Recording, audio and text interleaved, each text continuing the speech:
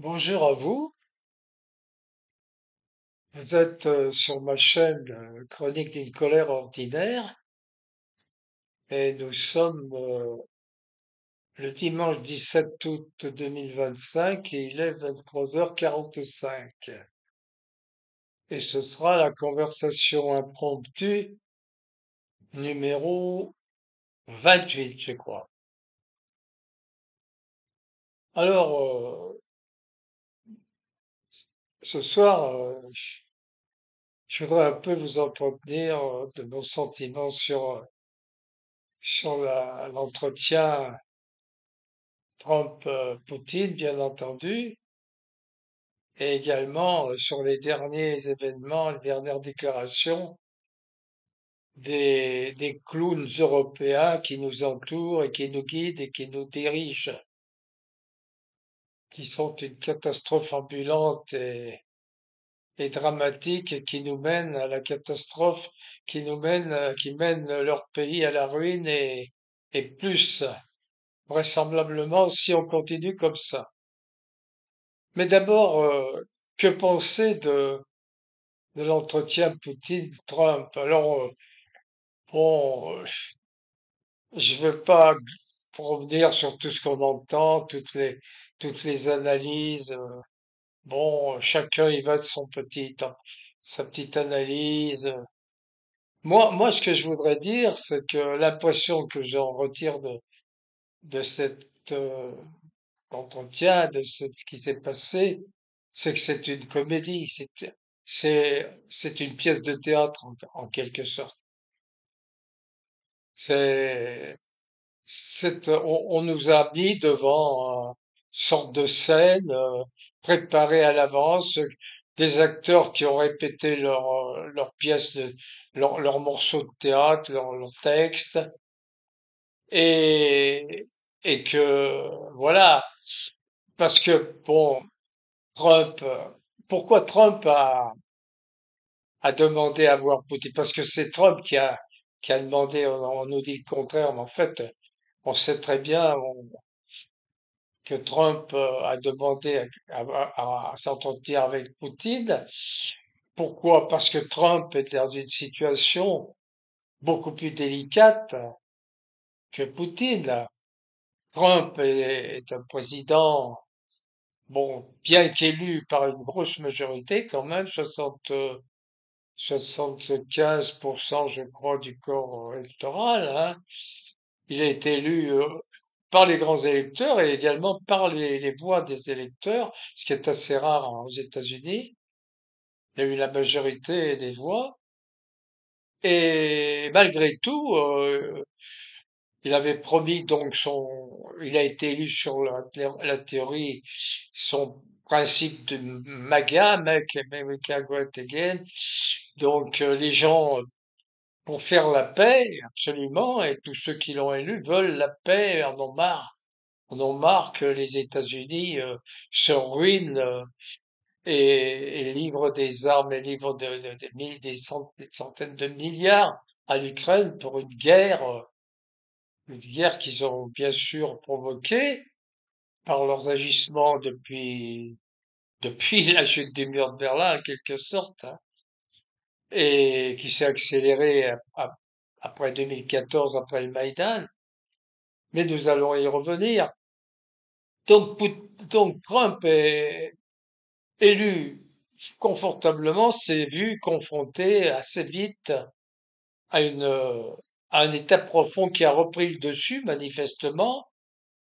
Il est parti dans les 2 premiers mois pour des bouleversements assez profonds et assez nets qui se sont vite essoufflés, qui ont ensuite été plus ou moins revenu, il est plus ou moins revenu en arrière. Et puis on a eu l'affaire Epstein, dans laquelle il a semble-t-il fait marche arrière. On ne sait pas trop. Enfin, sa politique n'est d'une politique qui semblait prendre le chemin des, des promesses qu'il avait faites aux ses électeurs. On est arrivé à une politique qui louvoyait et qui montrait qu'il devait tenir compte des uns et des autres, et particulièrement du complexe militaro-industriel qui, vraisemblablement, sinon le tient, mais du moins le contrarie beaucoup par ses lobbies et par son influence au Congrès, parce qu'il faut le dire que les trois quarts du Congrès sont achetés, sont corrompus et dans les mains de l'AIPAC et dans les mains d'Israël. Donc on a assisté à cette comédie avec l'Iran, puis ensuite, bon, les interprétations divergent. Il est intervenu donc d'une façon assez bizarre et peu conforme au droit international. Il était en plein pourparlers avec l'Iran et pendant les pourparlers, il a mené une attaque contre eux. C'est pas fair play, non. Le moins qu'on puisse dire, c'est que c'est pas fair play. Bon. Et donc, pour revenir à cette histoire de Trump, de Poutine, avec cet entretien de Poutine, moi, il est obligé, il s'est senti, bon, il faut qu'il fasse la paix, il faut tout au moins qu'il montre à ses électeurs qu'il a tout fait pour faire la paix avec l'Ukraine. Parce que les midterms arrivent et il faut qu'il présente pour les midterms, qu'il assure que c'est un homme de paix, quoi, et que, en plus, comme il brigue le prix Nobel de la paix, d'après ce que je crois savoir, et que ça lui tient à cœur, il veut absolument passer pour un homme de paix. Donc il faut qu'il joue le jeu et il faut qu'il arrive à convaincre son électorat. Je pense qu'il est convenu, Poutine et lui sont convenus, donc, à la demande de Trump, sont convenus de se rencontrer, ont monté ensemble ce scénario bien huilé auquel nous avons assisté, qui, au lieu des 6 ou 7 ou 8 heures prévues, est duré que 3 heures, où on a assisté à Poutine glorifiant remerciant Trump, le glorifiant, lui passant de la pommade dans le dos parce que il sait très bien que l'ego de Trump était ultra dimensionné, mais en plus c'était vraisemblablement voulu et convenu, quoi. C'est ce que enfin c'est mon impression. Moi j'ai eu vraiment l'impression d'assister à une séance de théâtre, quoi. Donc Poutine pendant 8 minutes a congratulé Trump, le remercié, a, a parlé de l'époque ou de la guerre, la Deuxième Guerre mondiale, où en Alaska, on avait assisté à une coopération très étroite entre les pilotes russes et les pilotes américains pour arriver à faire passer des armes pour approvisionner la résistance contre le nazisme. Donc tout ça c'était pour que pour monter Trump dans son opinion publique pour le sauver quoi en quelque sorte. Et bien entendu Poutine n'a rien lâché de ce qu'il avait toujours dit. Et Trump le savait.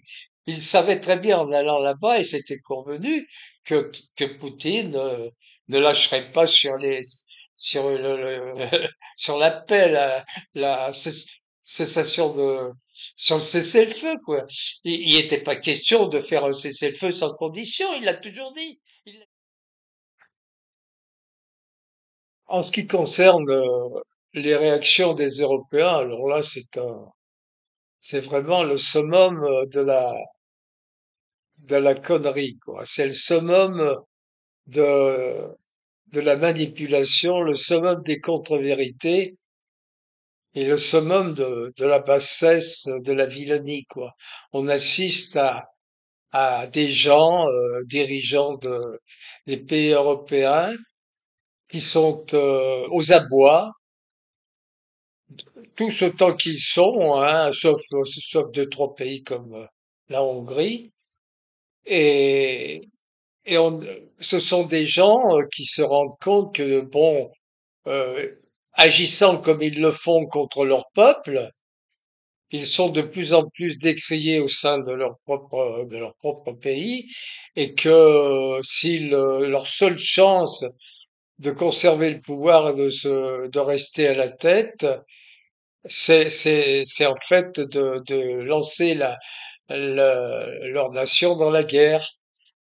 Et que en plus, ils sont tenus, bien évidemment, par les lobbies pro-guerre, donc par l'État profond américain, qui s'est replié en force sur l'Occident et sur l'Europe, et qui, depuis longtemps, euh, tire les ficelles de tous ces gouvernements et de tous ces chefs d'État européens. Donc, ils n'ont d'une part plus les mains libres par l'Europe, bien sûr, qui les chapeaute, qui chapeaute maintenant, qu'il n'y a plus de souveraineté dans les États européens, l'Europe étant complètement noyautée par l'État profond américain, et les États eux-mêmes, à leur tête, ont des gens qui sont complètement phagocytés par les intérêts de l'État profond américain. Donc, on assiste à ce qui se passe actuellement, à des propos hallucinants dont Monsieur Macron est, est particulièrement friand d'ailleurs. Il vient de nous dire de nous dire que Poutine ne voulait pas la paix, que Trump voulait la paix, mais que Poutine ne veut pas la paix. Il refuse la paix parce qu'il a refusé la cessation, le cessez-le-feu sans condition. Alors, il refuse le cessez-le-feu sans condition. Vous vous rendez compte? C'est, il agit, il parle comme si l'Ukraine était entrée en Russie et occupait les trois quarts de la Russie, quoi, en quelque sorte. Donc l'Ukraine étant en Russie, occupant les trois quarts de la Russie, on comprend pas que donc c'est à nous de poser nos conditions. C'est pas Poutine. Il doit capituler sans condition. Ils sont complètement cinglés, complètement fous, quoi. Ils vivent dans un monde irréel, une sorte de métaverse, je sais pas, où ils le font exprès, ou alors ils croient vraiment à ce qu'ils disent. Alors là, s'ils croient vraiment à ce qu'ils disent, c'est très grave parce on est gouverné par des fous, par des gens complètement fous. Mais bon, je pense que ils ne croient pas le plus petit bout de ce qu'ils racontent, hein. Et ils font comme si l'Ukraine était en position de force, et voilà, et que comme si Poutine ne veut pas la paix. Donc, Poutine ne veut pas la paix, seulement ils oublient que, je sais pas, je crois que c'était quelques jours après le déclenchement de l'opération spéciale, il a les pourparlers ont commencé. C'est Zelensky a demandé a commencé à négocier et ils étaient presque arrivés à un accord d'ailleurs. Mais qui a arrêté le deal? Est-ce que c'est Poutine qui a arrêté le deal? Ça, on le dit pas, ça, mais c'est pas Poutine. C'est Boris Johnson. C'est Boris Johnson qui est venu, qui a dit non, non, à Zelensky, c'est pas question, vous arrêtez. Bon, et ensuite, après, les pourparlers en Turquie, qui c'est qui a arrêté? C'est pas Poutine, c'est toujours pareil. Et après, on dit c'est Poutine qui veut pas la paix. Mais franchement, on nous prend vraiment pour des imbéciles, quoi. Alors, quand vous entendez ça, en plus, Monsieur Macron, quand il parle de droit, c'est vraiment, j'espère que ça vous fait tous rire, non? C'est le moins qu'on puisse faire, c'est rire en entendant des choses pareilles, quoi. Monsieur Macron parle de droit. Lui qui n'a cessé de violer la Constitution, de- de- de- journellement pratiquement, il la viole. Il continue à envoyer des hommes en secret en Ukraine, à envoyer des armes tranquillement en Ukraine, et ceci sans l'accord du Parlement, ce qui est totalement illégal. Qu'est-ce qu'il a fait et, et, et avant Macron, son digne prédécesseur là, euh, Flamby là, Monsieur Hollande, là, qu'est-ce qu'il a fait? Est-ce qu'ils ont, il était garant des accords de Minsk 1 et 2 avec Merkel, non? Est-ce qu'ils ont, ils ont fait, ils l'ont dit eux-mêmes, ils se sont vendus. Ils ont dit ils avaient signé les accords, ils étaient garants des accords de Minsk 1 et 2, mais c'était uniquement pour gagner du temps. C'est le respect du droit, ça? Alors, vous voyez, quand on entend des imbécilités pareilles, bon, bah, et qu'est-ce qui s'est passé?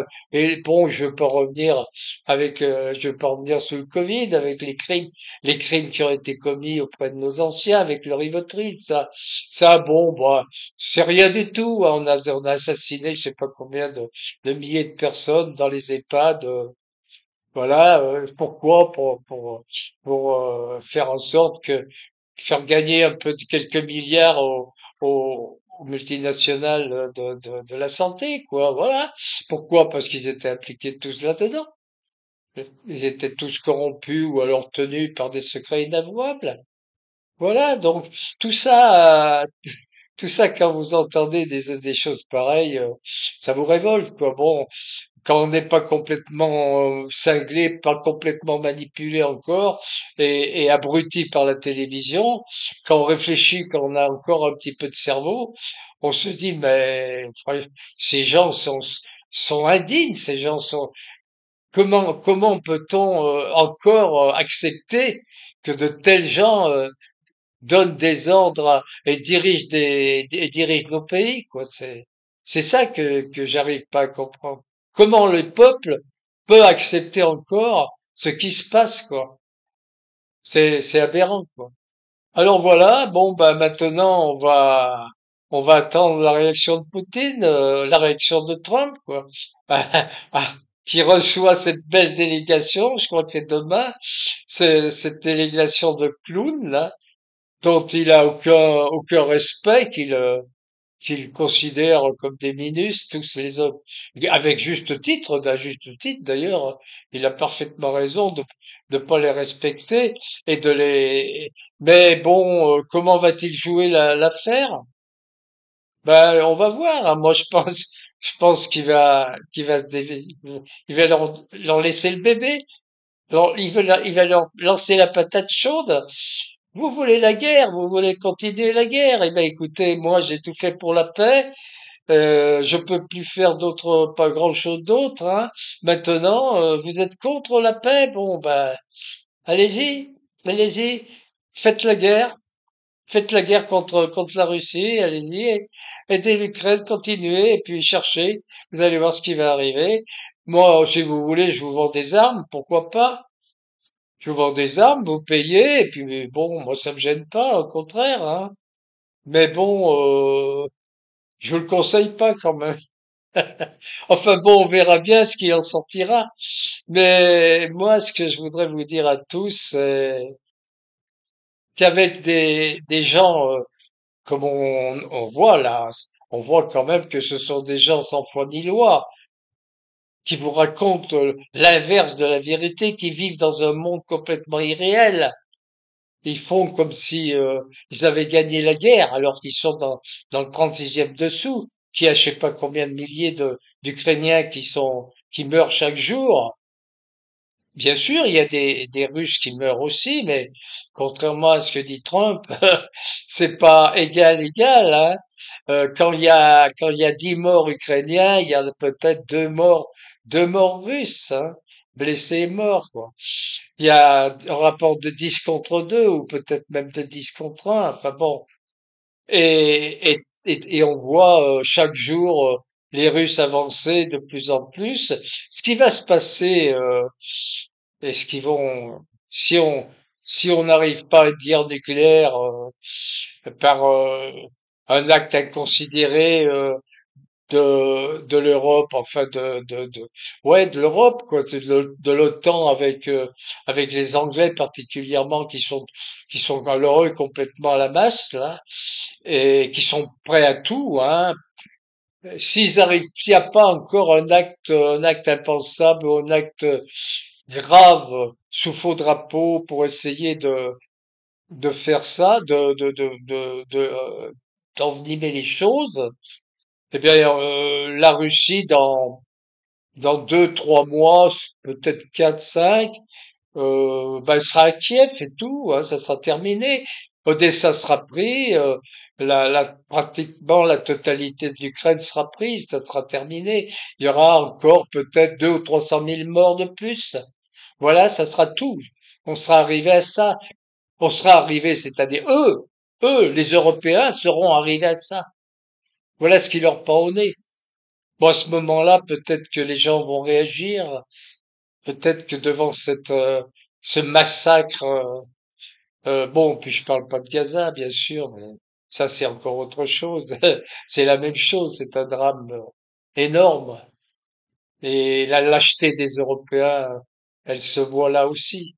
Donc on est devant une situation de gens d'une lâcheté incommensurable, d'une bassesse im- impensable, quoi. Ce sont vraiment des petits hommes. Oh, j'ai même pas l'impression que ce soit des hommes. Comment les appeler des hommes, ces gens-là? Ils n'ont plus la qualité d'hommes. Ce sont des êtres tellement vils qui nous gouvernent. Enfin bon, on verra bien. Voilà ce que je voulais vous dire. Et puis je vous souhaite une bonne nuit. Et puis peut-être à bientôt. Portez-vous bien.